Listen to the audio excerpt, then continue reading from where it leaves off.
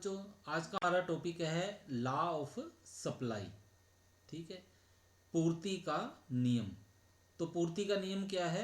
The law of supply states that other things remaining constant, quantity supplied of A commodity increases with increase in the price and decreases with A fall in its price. तो ये क्या बोल रहे हैं कि पूर्ति का नियम ये बतलाता है कि अन्य बातें समान रहने पर जितनी कीमत अधिक होती है उतनी ही पूर्ति अधिक होती है, या जितनी कीमत कम होती है उतनी ही पूर्ति कम होती है। तो ये जो पूर्ति का नियम है ये क्या बता रहा है? ये बता रहा है कि अगर किसी वस्तु की कीमत जो है अगर वो बढ़ जाए तो उसकी जो सप्लाई है यानी कि उसकी पूर्ति है वो भी बढ़ जाएगी। ठीक है, पर उसके लिए ये बात कही गई है कि अन्य बातें समान रहने पर, यानी कि परिवर्तन किस में आएगा? सिर्फ कीमत में, बाकी और किसी बात में कोई परिवर्तन नहीं होना चाहिए, तभी ये जो पूर्ति का नियम है वो लागू होगा। ठीक है, अगर इसे हमने समझना है तो इसको समझने के लिए हम ये जो सप्लाई शेड्यूल है और सप्लाई कर्व है इसकी सहायता ले सकते हैं। ठीक है, पूर्ति अनुसूची और पूर्ति वक्र की। ठीक है, तो ये जो पूर्ति अनुसूची है और पूर्ति कर्व है, ठीक है, सप्लाई शेड्यूल और सप्लाई कर्व, ये आपको जो पिछले लेक्चर हैं उनमें समझाया गया इसके बारे में। ठीक है, तो इसको थोड़ा सा एक्सप्लेन करके देख लेते हैं हम। इसको लॉ ऑफ सप्लाई में यूज़ करके देखते हैं ये कैसे है। सप्लाई ऑफ शेड्यूल, मान लो किसी वस्तु की कीमत है, ठीक है, गुड जो है एक्स दी गई है, यानी कि आइसक्रीम है। आइसक्रीम की अगर कीमत है 1 रुपया, ठीक है, तो उसकी जो सप्लाई हो रही है क्वांटिटी, ठीक है, जो इकाइयों में वो कितनी हो रही है? 1 आइसक्रीम की। ठीक है, अगर कीमत बढ़ के 2 रुपये हो जाए तो सप्लाई को कितना किया जा रहा है? 2 इकाइयाँ। ठीक है, और अगर कीमत बढ़ के 3 रुपया हो जाए तो कितनी सप्लाई की जा रही है? 3 इकाइयाँ। ठीक है, अब ये 1 इकाई, 2 इकाई, 3 इकाई, इसका ये मतलब नहीं कि एक ही आइसक्रीम बिकेगी या 2 आइसक्रीम है 2 आइसक्रीम की ही पूर्ति की जाएगी। यहाँ पे इकाई जो है वो 1000 आइसक्रीम की भी हो सकती है। ठीक है, या 500 आइसक्रीम है इकट्ठी रखी गई है, उसको भी एक यूनिट मान के चला जा सकता है। ठीक है, तो इसके बाद है हमारे पास सप्लाई कर्व। ठीक है, तो सप्लाई कर्व क्या है? ये जो ऊपर आपने सप्लाई शेड्यूल बनाया है इसी को आपने चित्र के द्वारा प्रदर्शित किया है। ठीक है, जब चित्र के द्वारा प्रदर्शित करते हैं एक कर्व के द्वारा उस अनुसूची को प्रदर्शित किया जाता है तो उसको बोलते हैं सप्लाई कर्व।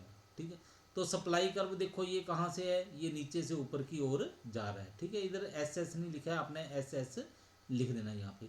तो यहाँ पे देखो साबित हो रहा है क्या है कि अगर कीमत 1 रुपया है तो सप्लाई 1 इकाई की हो रही है। अगर कीमत बढ़ के 2 रुपये हो जाए तो सप्लाई जो है 2 यूनिट्स की हो जाती है। अगर कीमत और बढ़ जाए 3 रुपये, ठीक है, तो सप्लाई जो है वो बढ़ के 3 यूनिट जो होती है वो हो जाएगी। ठीक है, तो इसका मतलब कि अगर कीमत बढ़ेगी तो सप्लाई बढ़ेगी। इसके उलट चलो कि मान लो कि शुरू में आपके पास कीमत जो थी आइसक्रीम की वो थी 3 रुपये, ठीक है, और सप्लाई चल रही थी 3 इकाइयाँ। अगर कीमत कम होके मान लो 1 रुपया रह जाती है तो सप्लाई कितनी हो जाएगी? 1 यूनिट, 1 आइसक्रीम की सप्लाई होगी।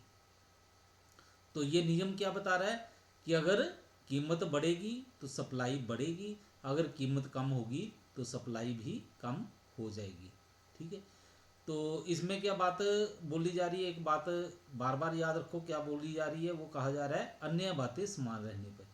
ठीक है, सिर्फ जो परिवर्तन होगा वो सिर्फ कीमत में होगा, बाकी जो बातें हैं और चीज़ें हैं उनमें किसी प्रकार का परिवर्तन नहीं होना चाहिए।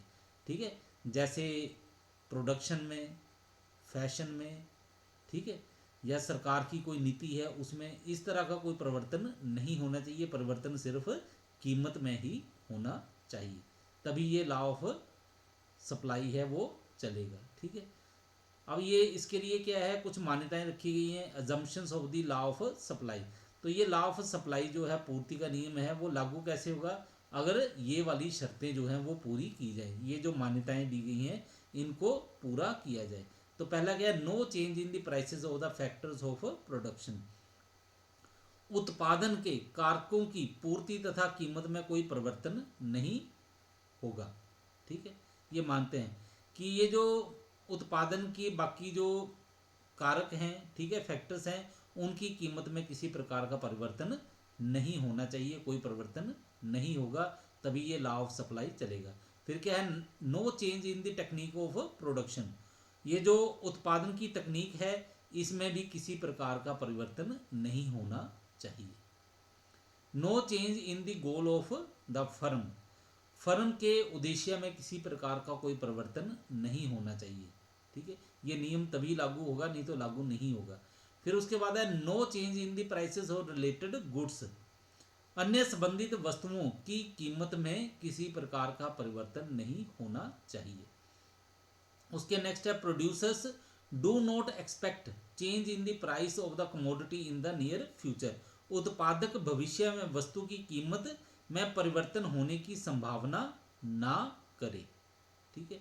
अगर इस तरह की मान्यताएं जो है वो पूरी की जाएंगी तभी ये पूर्ति का नियम लागू होगा, नहीं तो ये पूर्ति का नियम लागू नहीं हो सकता है, ठीक है। तो अगर आप इसको ध्यान से देखोगे पूर्ति के नियम को, ये बिल्कुल जो मांग का नियम था बिल्कुल उसी तरह से है, उसी तरह से परिभाषित किया गया है, लेकिन हाँ ये क्या है, ये उससे उलट है, ठीक है।